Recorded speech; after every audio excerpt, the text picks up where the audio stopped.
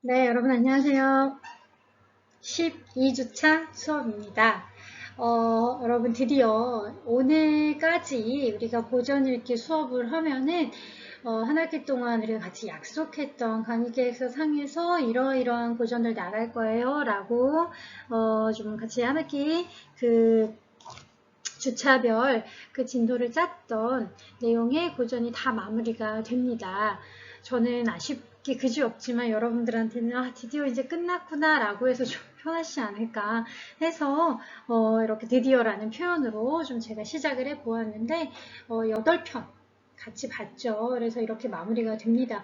그래서 오늘 최인훈의 광장 같이 마지막 그 헬세트로 같이 공부를 하면 다음 주랑 그 다음 주 양주 동안에 아마 제가 글쓰기와 자기표현 다시 고전 읽기 마무리하고 글쓰기 수업으로 좀 돌아갈까 합니다. 여러분 또 고전 이렇게 쭉 읽다 보면 또 글쓰기 수업 한 번 듣고 또 글쓰기 수업 듣다 보면 고전도 듣고 이렇게 좀 왔다 갔다 하는 게 더 여러분 좋으시죠? 그래서 이렇게 제가 짰는데 일단 벌써 이런 이제 한 학기 동안 우리가 같이 하기로 했던 고전 마지막 시간이라고 하니까 저는 너무너무 아쉽기는 하고 또 막상 고전이 마무리되니까 이제 학기 말이 정말 얼마 안 남았구나 라는 생각에 여러 가지 복잡한 좀 생각이 듭니다. 여러분이 어떻게 잘 한 학기 동안 들으셨을지 좀 그래도 고전에 대해서 조금이라도 흥미를 느끼면서 매주 수업을 들으셨을지 여러 가지 궁금한 것도 많고 또 여러분들이 좀 각자 편안하고 안전한 곳에서 한 학기 동안 수업을 들으셨겠지만 늘 건강하게 편안하게 그러면서도 열심히 공부하고 계신지 궁금하기도 하고 어쨌든 그렇습니다. 물론 제가 이렇게 막 마무리 인사처럼 한다고 해서 우리 수업이 아직 끝난 건 아니죠. 한 달은 남아 있습니다. 우리 이제 글쓰기와 자기 표현도 해야 되고 또 우리 에세이 쓰기 두 번째 시간도 가져야 되고 할 게 아직 많고 넘어야 될 산은 아직 많죠. 하지만 뭔가 이제 이렇게 고전으로 같이 수업을 하는 것은 조금 마무리가 된다라고 생각하니까 또 좀 아쉬운 마음에 제가 이것저것 이런 얘기하면서 오늘 수업을 시작을 하게 됐습니다. 일단 오늘은 최인훈의 광장입니다. 근데 여러분 제 전공이 뭘까요? 그러니까 여러분과 같이 여러분의 담당 교수죠. 담당 교수자인 제 전공. 제가 한국문학 전공입니다. 그래서 문학도 이제 그 분야별로 여러 가지가 있겠지만 제가 한국 현대문학 전공입니다. 다시 말해서 일제시대 이후 근대 개화기 이후 문학부터 지금 최근의 문학까지 그러니까 고전이 아니라 그렇기 때문에 엄밀히 말하면 이번 학기 동안 그러니까 전문적으로 저희 전공에 대해서 강의를 하는 건 이번 주가 처음인 거죠. 처음이자 마지막인 거죠.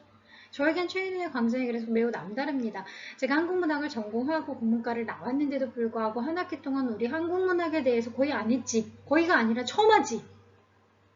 물론 다양한 나라의 다양한 문화권, 다양한 언어권, 그리고 다양한 시대, 그리고 다양한 역사적, 문화적, 정치적, 사회적 배경을 가지고 있는 텍스트를 같이 공부하는 게 우리 수업의 목표니까 당연히 또 저도 굉장히 다른 나라 텍스트를 너무너무 좋아합니다. 그래서 매 시간 애정어리게 같이 공부를 했는데 근데 생각을 해보니 나의 전공이 제가 장시간 전문적으로 공부하고 연구해온 전공이 한국문학, 더더군다나 이렇게 한국 근현대 문학인데 그거를 한 학기 동안 이렇게 하자니 뭔가 더 애틋하기도 하고 더 집중도 되기도 하고 더 설레기도 합니다.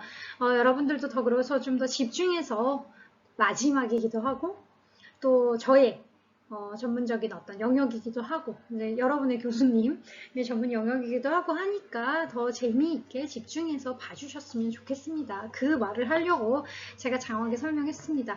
최인훈의 광장이 지금까지 텍스트 중에 가장 훌륭해요. 특별해요. 이런 얘기가 아니라 조금 더 남다르게. 그래서 그런 의도 때문에도 제가 좀 마지막 주차에 배치한 건 맞습니다. 우리가 한 학기 고전을 좀 마무리하면서 생각 정리하고 또 여러분들이 어느 정도는 한 학기 동안 고전에 대한 수업을 듣고 과제하시면서 이제는 텍스트를 읽는다는 거. 그러니까 나의 관점과 해석의 여지, 좀 비판적 시각, 분석적인 어떤 관점을 가지고 읽는다는 것에 이제는 조금 익숙해질 때쯤이 되었고, 익숙하지 않을까? 익숙해질 때쯤이 되었고, 그렇기 때문에 조금 더, 잘 지금까지 점점 발전된 상태로 읽어낼 수 있지 않을까, 광장을. 그리고 좀 광장이 길지 않습니다. 그래서 제가 한 학기를 마무리하는 텍스트로 이게 중편 정도? 장편이라고 이제 우리가 치부되지만 장편이라고 하기에는 조금 그래도 좀 가벼운 무게감을 가지고 있어서 지난 시간에 레미제라블 하면서 엄청 길다. 이거 소설 길다 라는 말씀을 드렸는데 광장은 사실은 실제 텍스트는 길지 않기 때문에 여러분들이 만약에 두 번째 에세이 쓰기로 선택해도 충분히 읽었을 때 무리가 없는 텍스트지 않을까. 그래서 좀 마지막에 어떤 좀 유종의 미를 거두면서 여러분들의 누적된 어떤 실력, 텍스트를 읽고 이렇게 같이 제가 매 시간 올려드리는 문제를 푸는 그런 누적된 실력도 마음껏 발휘할 겸, 그리고 두 번째 에세이를 위해서 읽기에 좀 좋을 것 같아서 읽어볼 겸 여러 가지 의도로 제가 마지막 주차에 광장을 배치했는데, 그리고 우리가 이제 처음으로 우리의 근현대사 한국문학이라는 거, 우리 한국인이고 한국어가 모국어인 우리들에게 한국의 근현대사와 직접적으로 연결이 되고, 또 여러분 고등학교 때 광장 한 번 아니고 광장 한 번 안 접해본 학생 없으시죠? 모의고사를 위해서든 어떤 언어 영역, 문학 파트죠. 공부를 위해서 광장은 한 번쯤 다 접해보셨을 때, 뭐 전문 읽어보진 않아도 접해보셨을 텐데, 여러분한테 가장 익숙한 텍스트로 마무리를 하려고 제가 마지막 주차에 배치했습니다. 제가 이렇게 광장 본격적으로 시작하기 전에 말이 많죠. 왜냐면 그만큼 좀 저한테는 좀 그동안의 텍스트와 좀 결이 다르게 우리 언어로 쓴 한국 문학을 처음이자 마지막으로 넣은 거라서 좀 제가 이것저것 하고 싶은 말이 많은 겁니다. 자, 그래서 광장 나갈 건데 여러분 아마 광장 언어 영역이나 모의고사 아니면 이제 문학 파트 공부할 때 많이 광장하면 떠오르는 게 그거죠. 중립국. 그래서 이명준이라는 캐릭터가 나중에 포로수용소에 잡혔을 때 인민군에서 한번 오고 연합군에서 남한군과 어쨌든 연합군에서 한번 가서 한 번씩 이제 포로 수용소니까 아마 그 당시 이제 부산일 텐데 부산에 설치된 수용소에서 회유를 하는 거죠. 어느 나라로 갈래? 근데 이 사람이 원래는 이제 그 북한 병사로 싸우다가 잡힌 거기 때문에 스스로 자신의 근데 원래 태어나서 자란 나라는 남한인 거야. 그러니까 자신의 어떤 입지나 앞으로 살 국가, 이게 이념이 다르다 보니까, 이념이 같으면 사실은 어디서 살든 상관이 없는데 이념이 다르다 보니까 하나의 나라를 선택해야 하는데, 그때 포로가 된 상태인 이명준에게 이쪽 이념 진영, 그러니까 연합군에서 한 번, 인민군에서 한 번 와서 설득을 하죠. 그럼 끊임없이 이명준은 뭐라고만 대답해요. 그죠? 중립국. 계속 중립국만 외치는 이명준, 그 장면 아마 여러분 기억이 나실 겁니다. 그게 좀 가장 유명한, 우리가 공부를 할 때 많이 배운 장면이고, 또 한 가지는 마지막에 이명준이 타고르호라는 배를 타고 중립국을 선택했기 때문에 진짜 중립국으로 가는 거지. 얼마나 중립국을 가고 싶으면, 그래가지고 실제로 중립국으로 가는, 그래서 이쪽 군들, 그러니까 인민군도 연합군도 속하지 않은, 그 어느 정치적 이념에도 속하지 않은 중립국으로 가는 타고르호라고 이제 하니까 인도죠. 인도에 이제 그 유명한 시인 타고르라는 이 사람의 이름을 딴 타고르호를 타고 가는데, 마지막 장면에 갈매기를 보면서 어쩌면 자신이 사랑했던 여자인 은혜와, 또 이제 은혜가 죽죠. 근데 뱃속에 아이가 임신 상태로 죽는데 아이가 타고 있죠. 그랬을 때 그 갈매기를 보면서 그 큰 새와 작은 새를 보면서 어쩌면 내가 사랑했던 여자인 아내죠. 은혜와 내가 이제 잃어버린 자식이지만 이제 뱃속에 있는 딸, 이럴지도 모른다라고 하는, 그러면서 그러니까 좀 모호하게 처리가 되죠. 그 장면 유명합니다. 그래서 막 그걸 보면서 뭔가 마치 어머님의 푸근한 자궁 같다, 이렇게 바닷가를, 그러면서 이 바닷가에서 그러니까 마지막에, 그리고는 막 선장과 그 뱃사람들이 이명준이 그 다음에 없어졌다고, 배 안에서. 그럼 배에서 없어질 때가 뭐가 있겠어요. 그래서 마지막에 그 큰 새랑 작은 새를 보면서 어쩌면 잃어버렸던 내 부인과 자식일지도 모른다라는 이제 부인과 딸일지도 모른다라는 생각을 하면서 바다에 뛰어드는 것처럼 처리가 되죠. 그러니까 정확하게 그 장면이 묘사되진 않지만, 그리고 선원들이 막 이명준이 어디에 있는지 몰라서 찾는 장면이 나오는데 그러면서 끝나죠.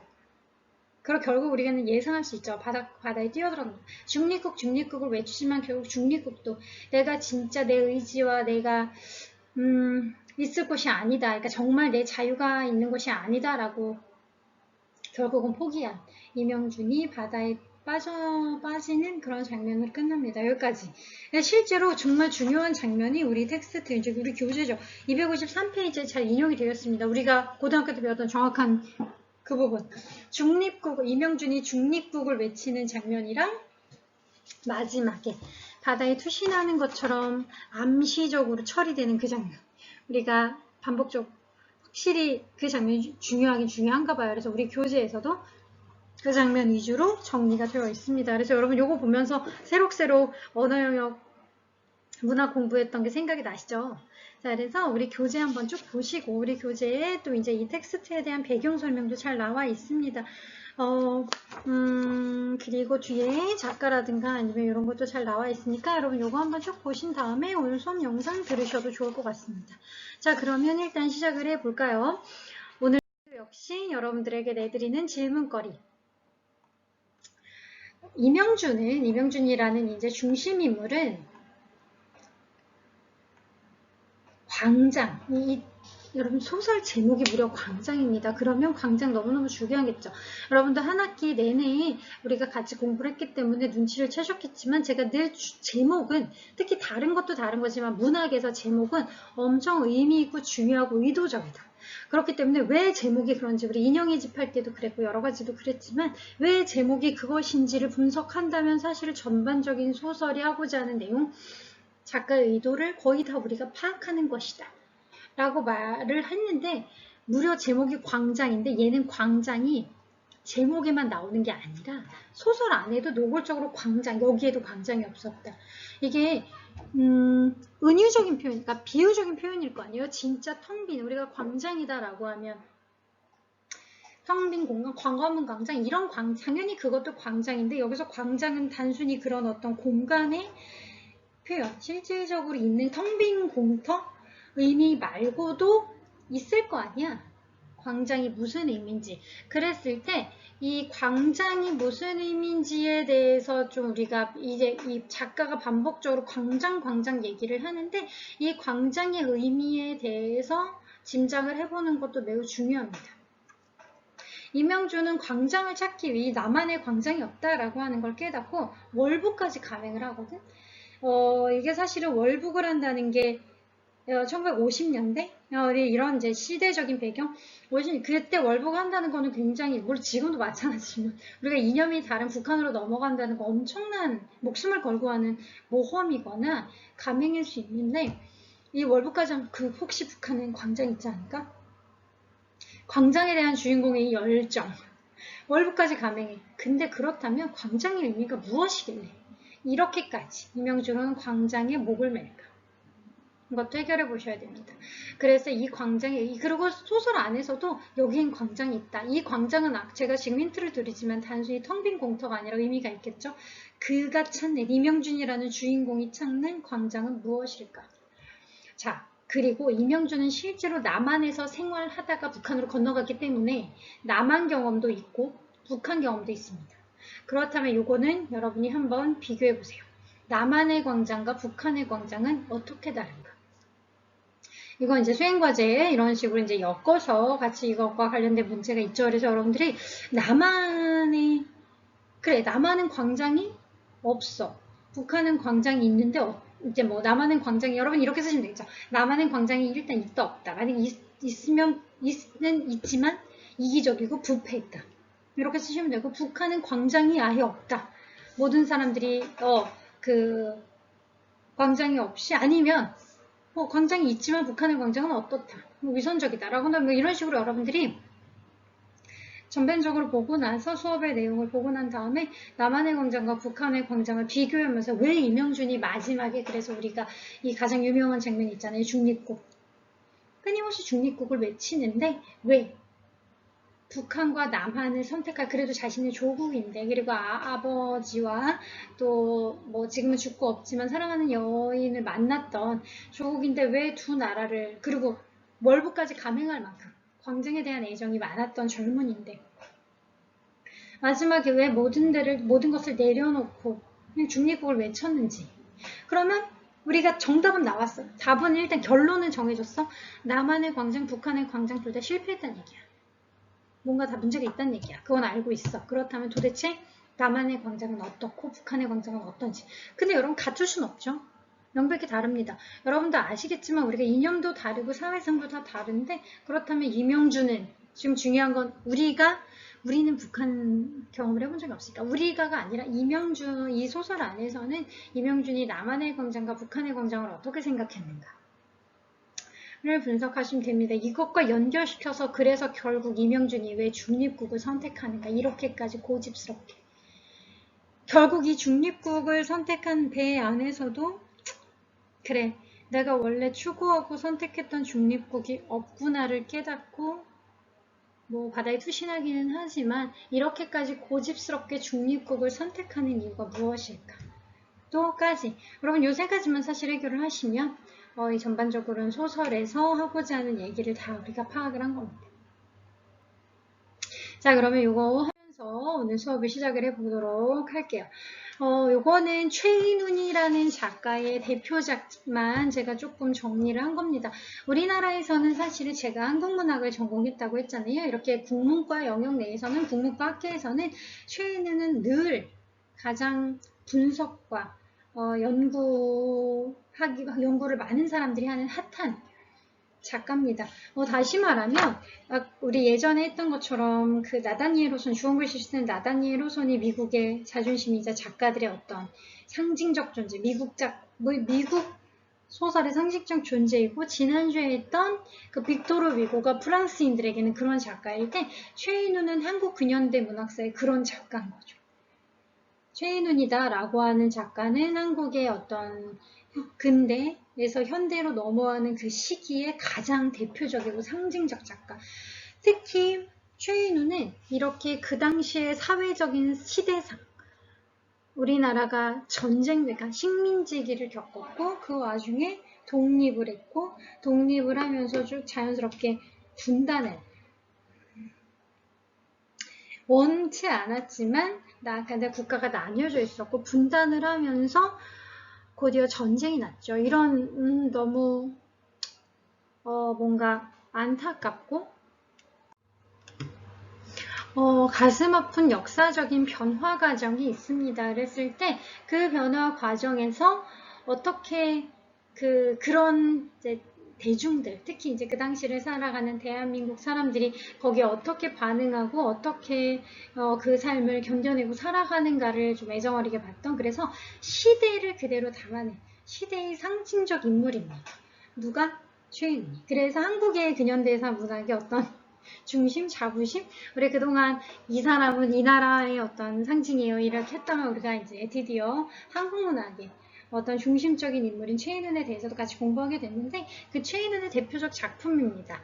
이거는 광장이라고 써 있는 거고 구운몽 그리고 회색인 소설가 구보씨의 1일 이런 작품들이 이제 이런 4개의 작품들이 대표적으로 최인훈의 대표 작품입니다. 근데 뭐 최인훈 작품이 이렇게 지금 제가 여기가 최인훈 전집 1권, 2권 뭐 3권도 있고 4권도 있는데 그러니까 전집이라고 할 만큼 꽤 많은 작품을 보유하고 있는데 이 중에서도 단연 여러분 우리는 고등학교 교과서에 나올 만큼 가장 대표적인 작품으로 꼽는 건 당연히 광장입니다. 그래서 이거 광장 초판본 디자인이다 라고 하는데 굉장히 클래식한 광장, 최인훈 이렇게만 딱 한자로 써 있는데 그래서 이 작품이 사실은 최인훈이라는 사람 자체도 한국 근현대의 문학의 상징적인 대표적인 안에 회긁은 작가지만 그 작가 작품 중에서도 광장이 매우 중요합니다.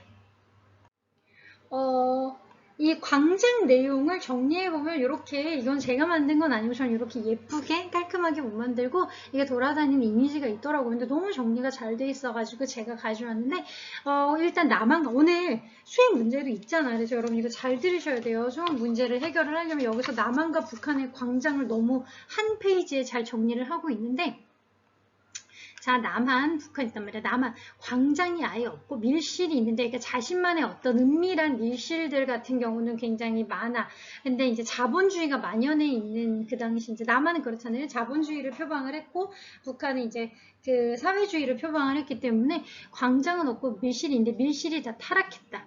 란 연애를 했는데, 실제로 남한에서도 연애를 합니다. 남한에서 윤혜라는 이름의 여대생과 연애를 합니다. 그래서 근데 이 밀실의 사랑도 뭔가 좀 속물적이고 세속적인 사랑, 그래서 자본적인 그런 사랑, 좀 이렇게 해서 내가 진짜 광장에선 진짜 돈과 이런 사회적인 속물과 세속성을 떠나서 진짜 온전히 내가 내 생각을 할 수 있는 광장이 있는가라고 생각을 하다가 그런 생각 끝에 더 이상 남한에선 기대할 게 없겠다. 근데 마침 이명준의 아버지가 북한에서 좀 좋은 위치? 좀 고위공무원? 좀 좋은 위치에서 이제 생활을 하고 있었던 거지. 그래서 이명준은 실제로 아버지 친구인 그 남한에 있는 그 대학 교수 집에서 이제 위탁을 해서 성장을 했거든요. 그래서 그래, 북한으로 가보자. 거기에는 남한에는 없는 어쨌든 내가 꿈꾸는 광장이 있을지도 몰라라고 생각을 해가지고 북한으로 갑니다. 근데 북한은 오히려 밀실이 없어. 밀실은 나만의 내밀한 나의 자유와, 그러니까 여러분들 지금 저도 집에서 이제 매주 촬영을 하고 있는데 내가 자유롭게 쉬고 누군가의 시선이라든가 감시를 받지 않고 내가 내밀하게 내 삶을 누릴 수 있는 어떤 밀실도 여러분 꼭 필요하죠. 나만의 공간도. 하지만 광장은 다 같이 사회적으로 우리가 같이 연대를 이뤄서 목소리를 낼 수 있는 광장도 필요해. 근데 북한은 오히려 내가 은밀하게 자유를 누리거나 편하게 쉴 수 있는 밀실은 없고 광장만 있는 거야. 그러니까 다 오픈되어 있는 거지. 그랬을 때 거기서 우연히 여기서는 이제 그 윤혜를 만나서 사랑에 빠집니다. 윤혜, 인혜가 아니라 윤혜인데 이거는 제가 오타를 낸 게 아니라요, 텍스트가.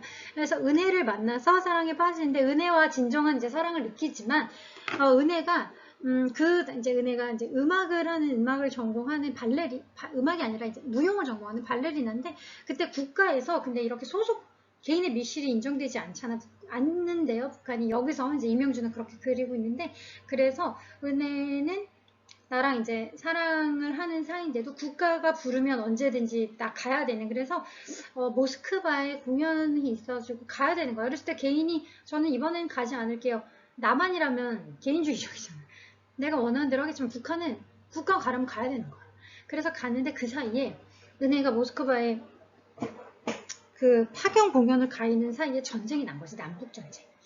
그러면서 전쟁에 참가하게 됩니다. 자, 그래서 결국 광장 밀실은 없고 나의 자발적인 의지와 선택의 여지는 없고 광장만 있구나 라고 생각을 해서 이제 북한으로 가는데 그래서 이제 제 상부 이제 얘가 남한에도 북한에도 내가 원래 생각하던 광장이 없구나 라는 생각에 나는 중립국 제3국으로 가겠다 라고 생각을 합니다. 하지만 결국 그래 제3국으로 가는 배에서도 정말 그곳인들 내가 꿈꿨던 밀실과 광장이 조화롭게 있을까라고 하는 회의감과 그동안 사랑했던 여자들 아니면 이제 사랑이 아니라 나 그 마지막으로 사랑했던 은혜를 떠올리면서 결국은 자살을 하는 장면으로 끝나죠. 이게 한 페이지로 이게 장편문학임에도 불구하고 정리가 잘 되어 있어가지고 제가 요 좀 그래프를 가지고 왔습니다. 자, 전반적으로 여러분들이 보고 정리가 다 되셨으면 이게 최인은의 광장이 근데 이거는 또 여러분들이 이미 익숙하게 잘 알고 계시는 내용이라서 그걸 통해 우리가 이제 그 고등학교 때 문학 시간을 통해 가지고 그래도 몇 번 반복적으로 배웠잖아요. 그래서 여러분들이 요거는 광장은 그 어떤 텍스트보다 조금 익숙하고 편안하지 않을까라고 하는 의도로 좀 제가 정리를 해봤습니다. 자, 그러면 이제 작가 소개 먼저 해드릴게요.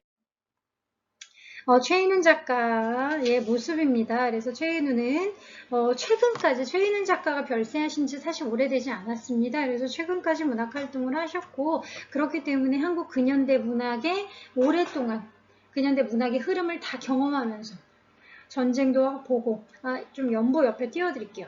제가 이렇게 이 연보가 이렇게 이것도 한 페이지로 잘 되어 있는데 34년이니까 환경부터 해령 출신이니까 우리가 해방을 맞기 전에 일제시대죠. 일제시대에 태어나서 해방도 뭐 어린 시절의 기억이긴 하겠지만 해방도 경험하고 전쟁도 경험하고 분단도 경험했던 뭔가 이 모든 것들을 경험하면서 자신이 실제로 우리가 근데 막연히 여러분 상상하는 것과 경험하는 건 다르잖아요. 이런 것들을 경험하면서 그 경험들이 소설에 녹아난 거죠. 1950년 고등학교 재학 중에 한국전쟁 발발로 뭐 월남을 하게 되고 서울대 여러분 무려 서울대 법대 출신입니다. 그래서 지금까지 우리가 배웠던 작가들이 다 단순히 글만 잘 쓰는 게 아니라 당연히 어떤 사회를 인식하는 안목 이런 것도 좋았는데 법대를 나왔는데 근데 결국 중퇴를 합니다. 왜냐면 실제로 최인훈이 대학을 다니면서 뭔가 허무한 내가 이렇게 막연한 관념적인 법을 배우는 게 무슨 의미가 있을까라고 생각하면서 어떤 허무함을 느꼈대요. 학문에 대해서. 그래서 그냥 그래 대학을 다니면서 배우는 이런 학문들에 대한 것들의 회의감 여러분도 좀 공감하시죠? 그래서 회의가 요즘에 이제 대학을 다니면서 그래서 바로 군대를 입대합니다. 그래서 6년간 통역장교로 복무를 하면서 그 당시 군 복무 중에 쓴 걸로 등단을 하는 거야. 여러분 정말 타고난 천재는 천재죠. 서울대 법대도 이렇게 쉽게 가더니 그냥 나 근데 대학 공부해서 별로 얻는 게 없어? 라고 생각해서 중퇴해서 그냥 군대를 갔는데 군대 생활 중에 저는 군대 생활을 안 했지만 이렇게 군대 생활 중에 쉽게 소설을 써서 상을 받을 만한 퀄리티의 소설을 쓸 수 있다는 것도 대단한 거지.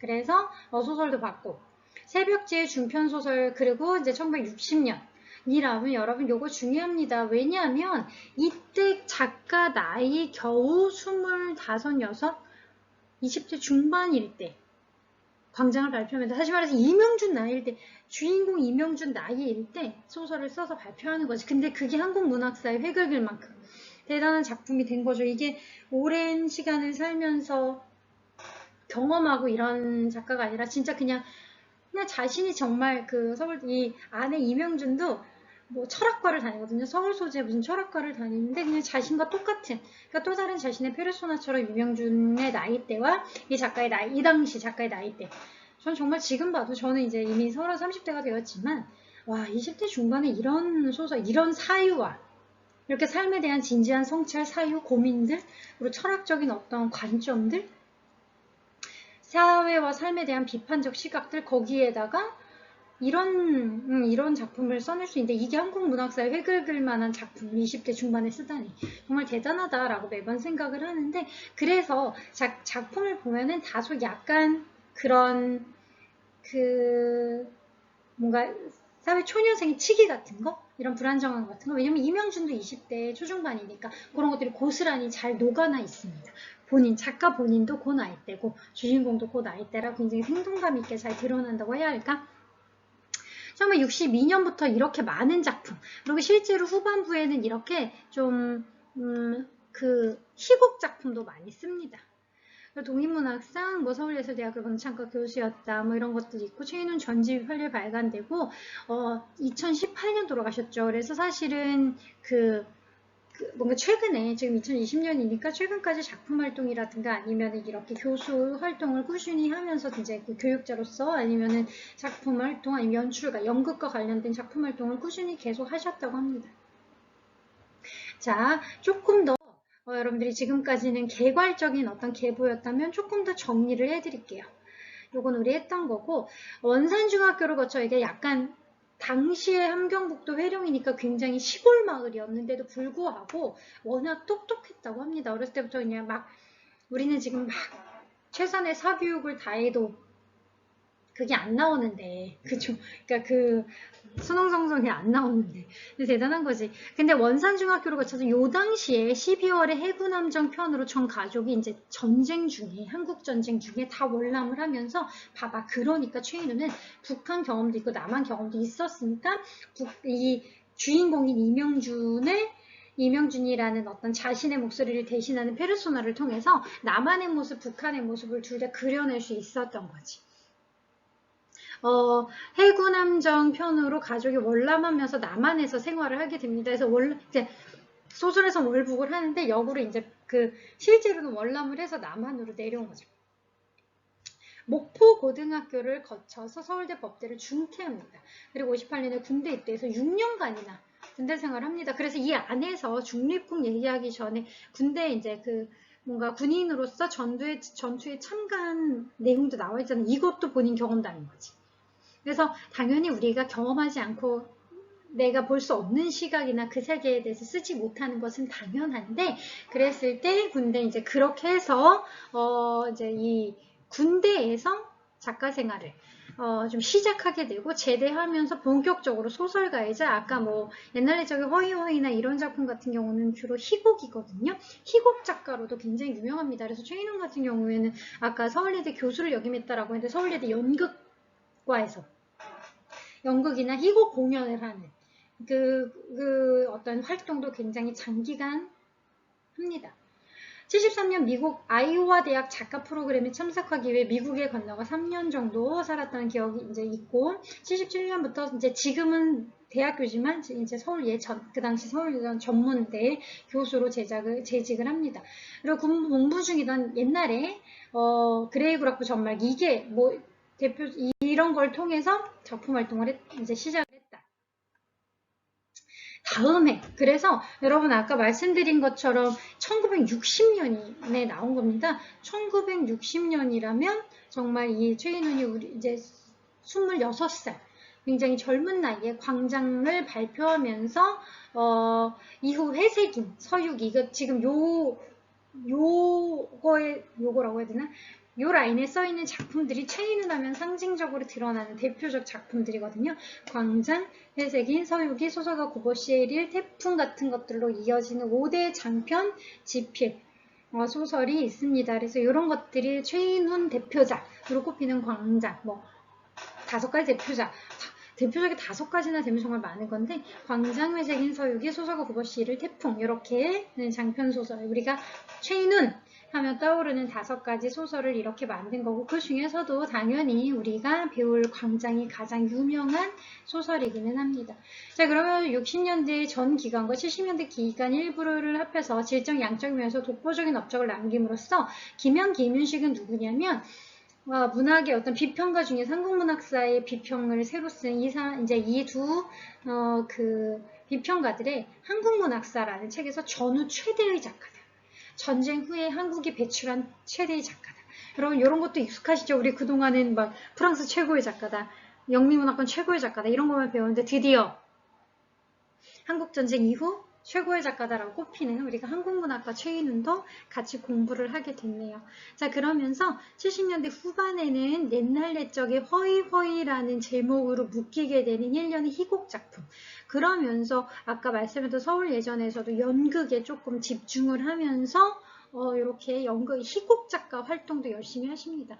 묶이게 되는 1년의 희곡 작업에 몰입하는 시기이거니와 이때까지 소설, 희곡, 수필, 문학 등 모든 형식의 글들이 모여 문학과 지성사에서 12권의 최인훈 전집을 출판을 합니다.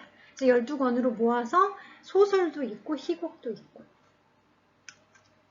10여 년간의 문학적 휴직이, 이때 이제 잠깐 우리가 절필이라고 해야 되나? 이때 잠깐 이제 글을 쓰지 않고 거친 후에 1994년 세계사적 냉전체제의 종식에 즈음한 자서전 회상록의 장편소설 화두를 발간함으로써 여전히 현역 작가의 반열, 오랫동안 작품 활동을 하지 않고 그냥 그 교수직, 그리고 연극 이제 그 연출하는 활동에 집중하다가 다시 94년에 오랜만에 화두라는 소설을 발표하면서 나 아직도 이제 글을 쓰고 있어 라고 하는 현역 작가로서 입증을 했다. 우리가 최인훈 하면은 조금 어려운 표현일 수도 있는데 관념 작가다라는, 특히 이제 최인훈의 아까 5가지 대표작 있다고 했잖아요. 광장, 회색인, 서유기, 소설가 그것이 태풍 이렇게 5가지만 대표작을 추출해 봤을 때 우리가 최인훈을 조금 더 관념 작가다라고 부른다고 합니다. 왜냐하면 뭔가 현실에 발디디고 있는 삶의 여러 가지 소소한 일상을 드러내거나 관찰하는 게 아니라 뭔가 늘 더 높은 이상적인 거, 뭐 우리가 어떻게 살아야 되는가, 삶의 본질이 무엇인가, 철학적인 질문들 이런 것들을 많이 하는, 그래서 그 안에서도 주인공들 보면은 좀 전에 얘기했던 그 5편에 나오는 주인공들은 반복적으로 계속 뭔가 이명준 역시도 나만의 광장이 없어, 진정한 광장을 찾아야 돼 라고 하면서 뭔가 그냥 우리는 학교 다니고 학점 받기 바쁘고 알바하기 바쁘고 일하기 바쁘고 생계를 유지하기 바쁜데 그 와중에 그런 거에 신경 쓰는 게 아니라 막 내가 돈이 있고 없고 굶고 말고 이런 거에 신경 쓰는 게 아니라 진짜 인간으로서 추구해야 되는 길이 무엇인가? 진짜 바른 삶이 무엇인가? 계속 이런 좀 정신적인 것, 고차원적인 것에 대해서 몰입해 있는 그런 작가들이 그러니까 그런 주인공들을 위주로 소설을 쓴다는 거죠. 그 관념은 그러나 현실과의 기량 속에서 끊임없는 접점의 불꽃을 일으키고 있다는 점에서 한갓된 미망의 관념과 이게 무슨 말이냐면 그럼에도 불구하고 그런 그 관념이 뜬구름 잡는 거. 삶과 아무 상관없이 그냥 혼자서 나의 어떤 이성적인 어떤 그냥 그런 욕구를 충족하기 위한 것이 아니라 실제 삶과 대입되는 것으로서 실제 삶과 연결되는 것으로서 관념. 그러니까 현재 삶을 위한 광장도 마찬가지잖아요. 실제 우리가 광장이라는 것이 우리들의 삶에서 굉장히 중요해요. 밀실과 광장 두 가지 다 너무 중요한데 그 밀실과 광장 같은 막연한 마치 관념적이고 막연해 보이지만 실제로 우리가 살아가는 데 있어서 너무너무 중요한 개념들에 대한 고민들. 그래서 그의 관념은 불꽃이 일으키는 파장은 현실의 전체성을 향해 나아가는 그러니까 현실과 관련이 있는 고민들을 한다 라고 하는 겁니다. 이게 그 아까 얘기했던 대표적인 작품들이죠. 광장, 회색인, 서유기, 소설가 구보 시일 등에서 이렇게 우리가 최인훈 하면 대표적으로 설정되는 주목하여 그의 관념적 사유의 진폭은 흔히 우리의 분단 현실에 초점이 맞추어진 것으로 이해되고 있어. 대부분 이렇게 분단은 현실이잖아. 그러니까 그가 관념적이거나 철학적인 거, 인간으로서 가져야 되는 어떤 삶의 사유에 대해 고민한다고 해서 전혀 삶과 상관없는 게 아니라 이렇게 실제로 우리 삶 분단을 여러분 지금 2020년을 살고 있는 우리들에게보다 그 당시 진짜 분단이 되고 전쟁이 언제 벌어질지 모르고 실제로 전쟁을 경험했다. 이 시대 사람들에게 이런 분단은 더 현실적인 문제고 더 이들의 어떤 여러 가지 생활상과 이 배경에 영향을 주는 문제일 수밖에 없겠죠. 그래서 막연한 고민들이 아니라 현실적 고민들. 를 했다라고 하는 거고 스스로의 관념의 스승으로 해겔을 운이하는 데서 이제 해겔이라는 우리가 뭐 근대 철학의 대표적인 철학사의 가장 중요한 획을 든 해겔이라는 관념론자, 관념 철학론을 이제 만든 그 관념의 스승으로 해겔을 운이하는 데서 엿볼 수 있듯이 그의 문학 자체가 기실은 거대한 사유운동의 아들로 태어난 머릿속으로 생각하는 건 사유라고 하죠.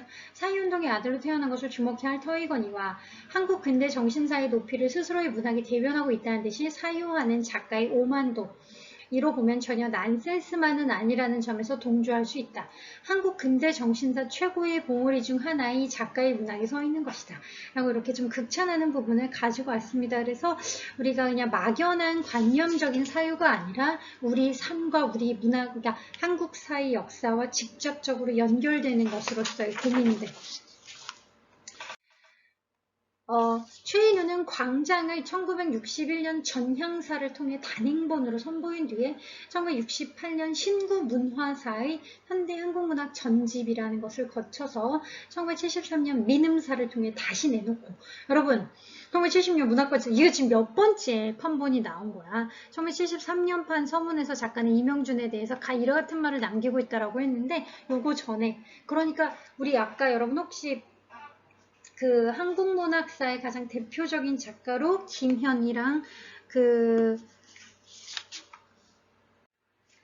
김윤식이 이 사람이 전후문학의 대표적인 작가다라고 꼽았다는 거 생각나십니까? 그런 것들을 그들의 주장만이 아니라 증명해 주는 거지. 이렇게 계속 출판이 되고 계속 사람들이 본다는 거. 그리고 지금까지도 고등학생 특히 대학생들에게는 한국문학 필독서. 대학을 갔으면 한 번은 이걸 봐야 되라고 꼽힐 만큼.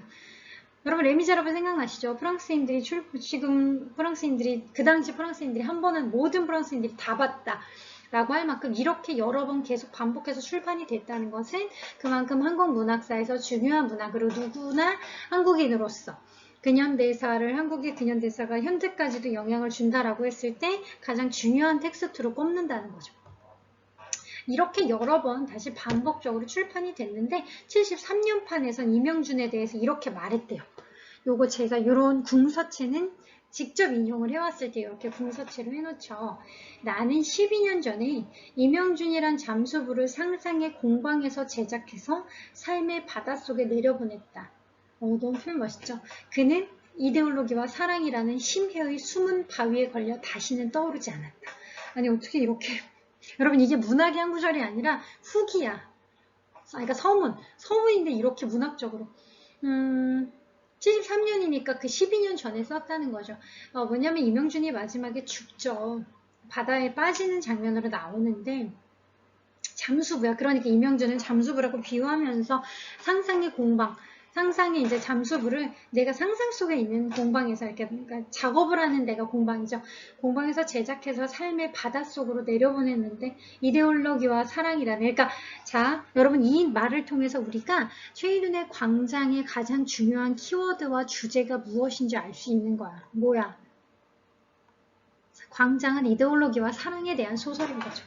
작가가 이미 이렇게 힌트를 주고 있죠.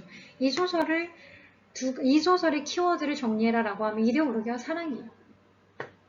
이데올로기와 사랑이라는 심해의 숨은 바위에 걸려 다시는 근데 떠오르지 않았대요. 왜냐면 이명준은 가라앉았잖아. 왜? 이명준뿐만 아니라 누구에게든 이 두 가지는 가장 무거운, 살면서 가장 중요한, 그러면서도 나를 자유롭게, 이렇게 자유롭게 내가 떠오르지 못하게 나를 무겁게 만들어서 가라앉히는 두 가지 중요한 축이잖아. 이데올로기와 사랑이라는 심해의 숨은 바위에 걸렸대요. 여기에 걸려. 그러니까 우리도 여기에 걸리면 여러분 떠오르지 못해요. 멋있는 표현이죠. 이 표현을 통해 우리가 광장이 어떤 문학인지를 정리를 정말 이 짧은 묘사를 통해 이 짧은 서문이죠. 최인훈의 정리를 통해 아 광장이 이런 소설이구나를 이미 다 정리한 겁니다. 광장은 이렇게 출판사를 달리해서 펴낼 때마다 작가 자신에 의해 새로 손질이 되면서 조금씩 계속 변하면서 그만큼 작가에게는 정말 중요하고 애정이 가득한 문학이니까 계속 수정하고 손질하면서 계속 펴내는 거겠죠. 그래서 뭔가 이 수정들이 근데 그냥 오타를 잡거나 오류를 잡는 정도가 아니라 매번 시대가 바뀔 때마다 조금씩 새롭게 첨가되거나 빼거나 그만큼 거의 매번 단순히 표지를 다르게 하거나 출판사만 다른 출판사에서 나오는 게 아니라 매번 다른 문학인 거죠. 정말 감독이란다. 그 작가에겐 정말 이게 애정 있는 문학인 거죠. 그래서 출판이 될 때마다 내용과 형식에도 많은 변화를 보였다고 합니다. 물론 그래도 기본적으로 유지되는 광장의 중요한 줄거리나 핵심적인 요소, 특히 이데올로기와 사랑이라는 가장 중요한 두 축은 바뀌지 않았죠. 자, 여기까지 좀 작가 정리했는데 잘 여러분 작가 정리되셨고 제가 좀 작가에 많이 비중을 둬서 오늘 수업을 진행을 했는데 왜? 우리나라 문학은 한 학기 동안 우리가 하는 고전읽기 중에서 우리가 한국인인데 한국의 역사와 직접 관련된 작가와 작품을 다루는 게 오늘이 처음이고 그래서 조금 제가 밀도 있게 애정 어리게 작가 좀 소개를 했습니다. 여러분 1차 시 영상 여기까지 하고 2차 시에서 이제 본격적으로 광장에 대한 작품 줄거리와 작품에 대한 여러분 소개, 분석들 진행하도록 할게요. 그럼 1차 시 여기까지 하고 바로 이어서 2차 시 영상 봐주세요.